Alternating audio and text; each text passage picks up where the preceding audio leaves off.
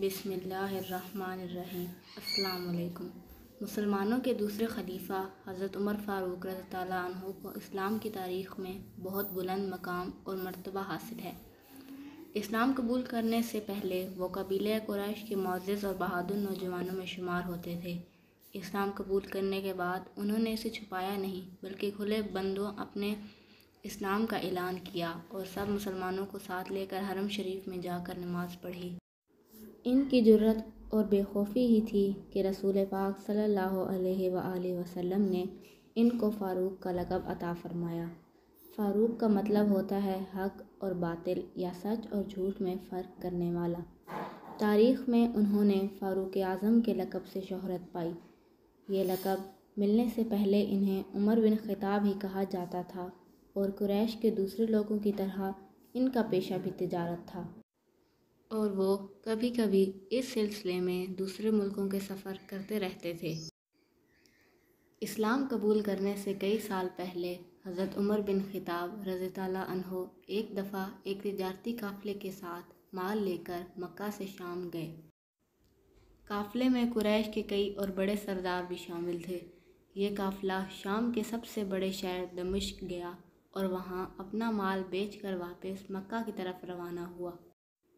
تھوڑا سا فاصلہ طے کرنے کے بعد حضرت عمر رضی اللہ عنہ کو یاد آیا کہ ان کی ایک رشتہ دار خاتون نے انہیں کچھ سونا دیا تھا کہ اسے بیچ کر اس کے لیے کچھ کپڑے وغیرہ لیتے آئیں۔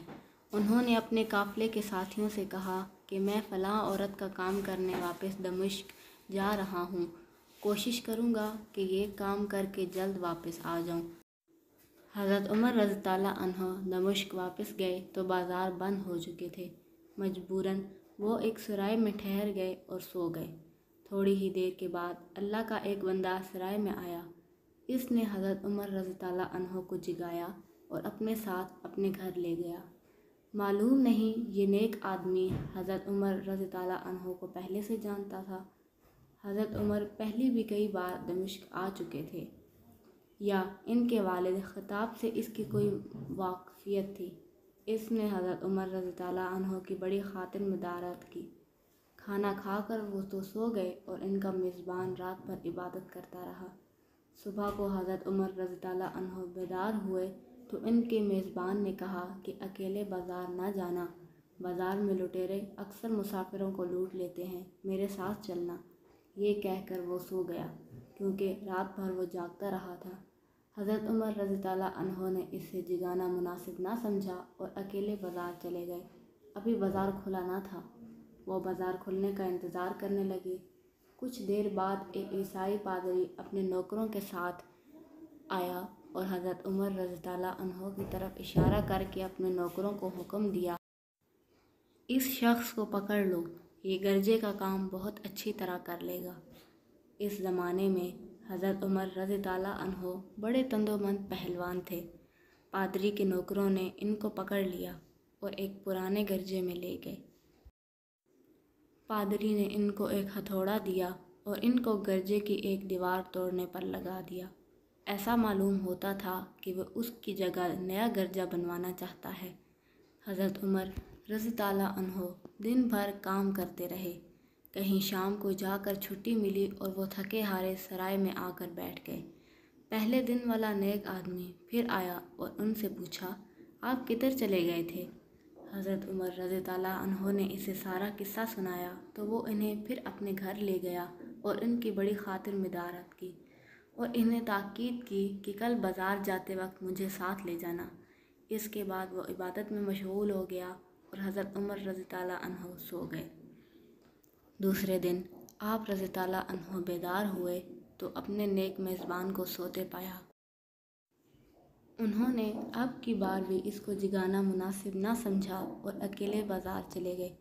اتفاق سے پھر وہی پادری اپنے نوکروں کے ساتھ آیا اور حضرت عمر رضی اللہ عنہ کو پکڑ کر لے گیا۔ ان کو غصہ تو بہت آیا لیکن کیا کرتے، غیر ملک میں وہ اکیلے تھے اور کوئی ہتھیار بھی پاس نہیں تھا۔ دوسری طرف پادری کے ساتھ 7-8 نوکر تھے اور سب ہتھیار بند تھے۔ پہلے دن کی طرح حضرت عمر ہتھوڑے کے ساتھ گرجے کی دیوار توڑتے رہے۔ جب دھوپ تیز ہوئی تو پادری اور اس کے نوکر انہیں کام میں مشغول دیکھ کر چلے گئے۔ حضرت عمر رضی اللہ عنہ دیوار کی سائے میں دم لینے کے لیے بیٹھ گئے۔ اتنے میں وہ پادری گھوڑے پر سوار چپکے سے آیا اور حضرت عمر کے سر پر ایک کوڑا مار کر کہا، ہم سب گھر گئے اور تو نے کام کرنا چھوڑ دیا۔ اب حضرت عمر رضی اللہ عنہ کو صبر کی تاب نہ رہی۔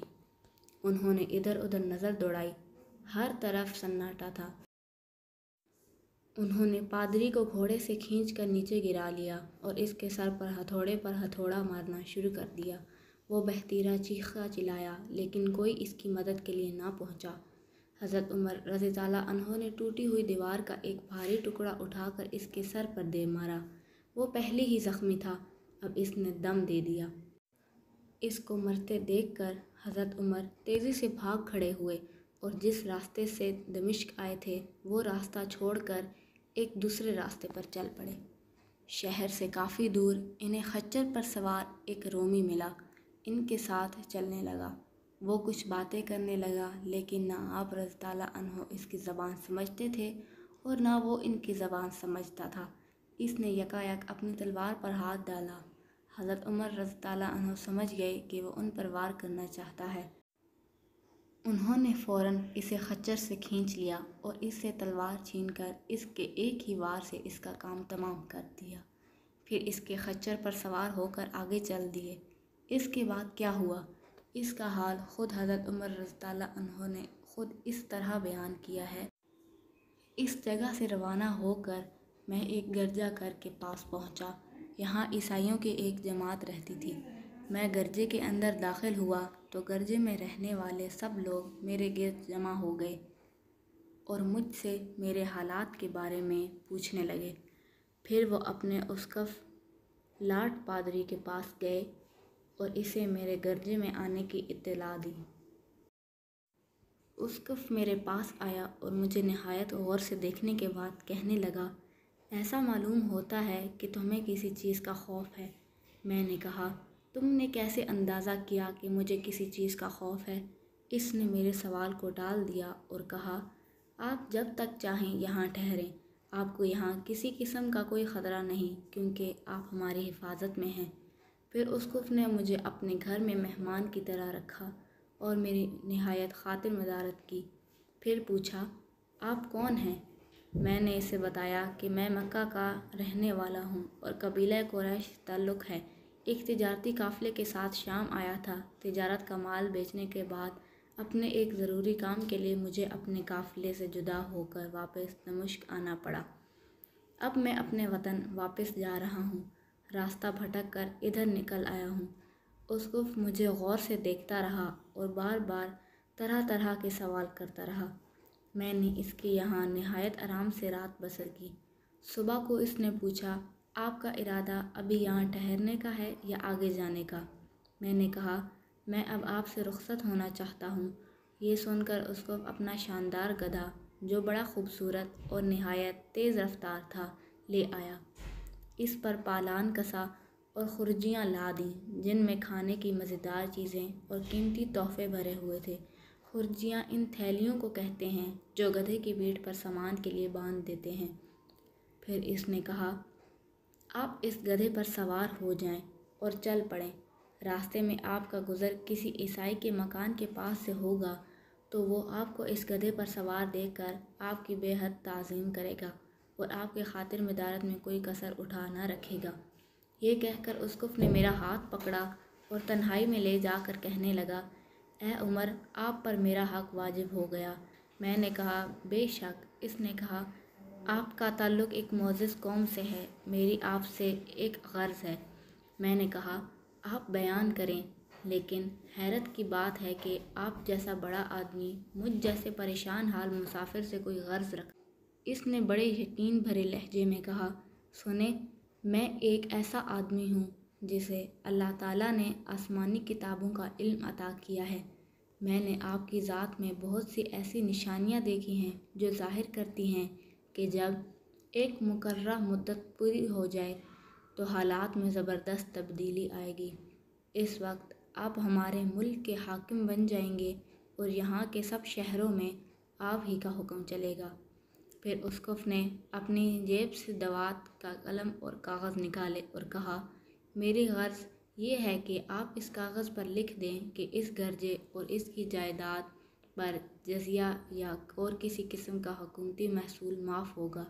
میں نے حیران ہو کر اسقف سے کہا، آپ مجھ سے مذاق تو نہیں کر رہے؟ اس نے کہا، قسم ہے اس ذات کی جس نے حضرت عیسیٰ علیہ السلام پر انجیل نازل فرمائی، میں جو کچھ کہہ رہا ہوں وہ بالکل سچ ہے۔ آپ مہربانی کریں اور میری درخواست قبول فرمائیں۔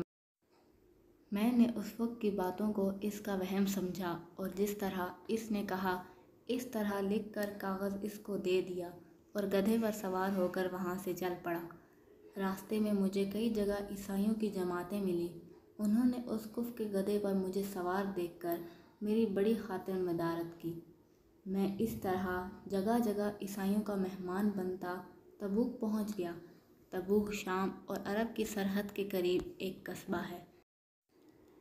اللہ تعالیٰ کی شان، جس تجارتی قافلے کے ساتھ میں گیا تھا وہ کافی دیر میرا انتظار کرنے کے بعد اس جگہ سے چل پڑا تھا جہاں میں نے اسے چھوڑا تھا، اور اب تبوک میں ایک کنویں کے قریب ڈیرا ڈالے ہوئے تھا۔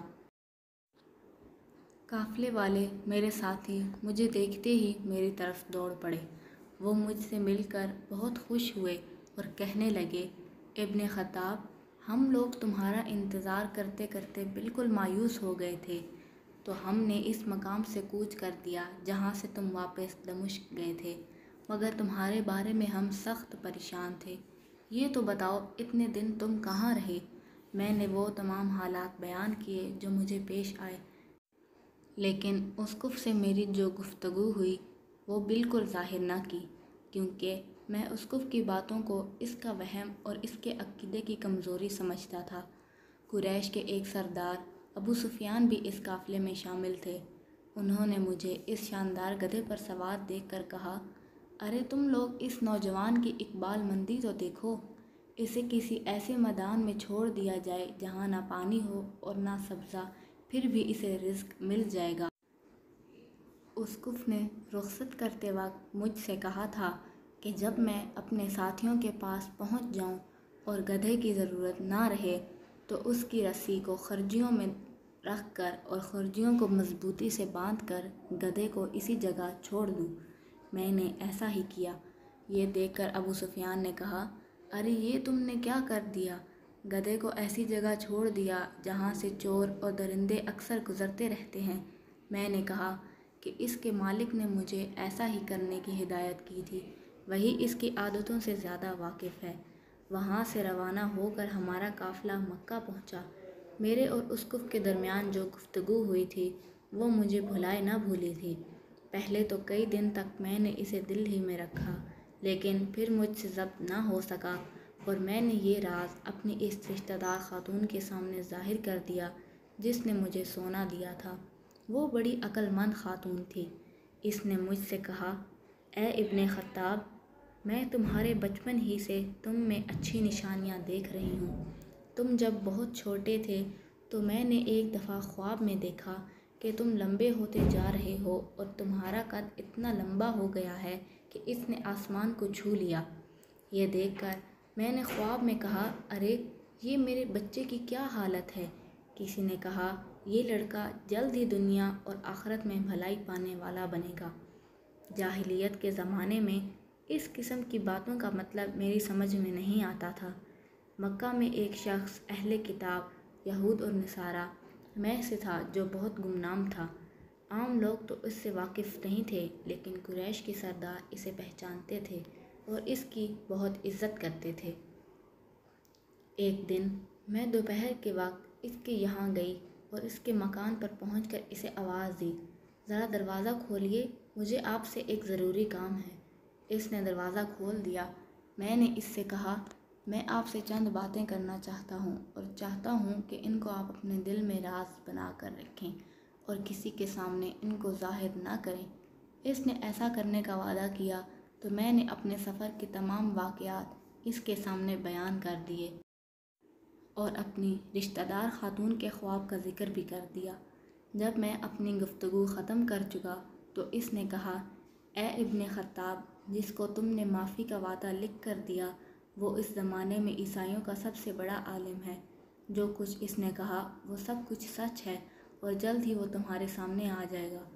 جہاں تک تمہاری رشتہ دار خاتون کے خواب کا تعلق ہے تو اس سے یہ ظاہر ہوتا ہے کہ مکہ میں ایک بہت بڑا انقلاب آئے گا۔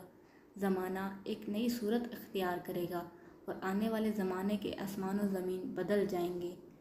میں وہاں سے گھر چلا آیا اور اس کی ساری باتیں اپنے دل میں لیے رہا۔ تھوڑے ہی عرصے کے بعد قریش کی مجلسوں میں رسول اللہ صلی اللہ علیہ وآلہ وسلم کا ذکر ہونے لگا۔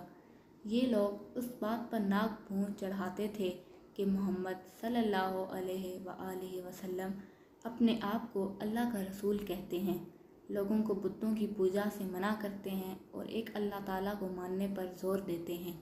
جلد ہی اللہ تعالیٰ نے اسلام کو ظاہر کر دیا اور مجھے یقین ہو گیا کہ حالات وہی صورت اختیار کر رہے ہیں جن کی طرف آسمانی کتابوں کے عالم شام کے اسقف نے اشارہ کیا تھا۔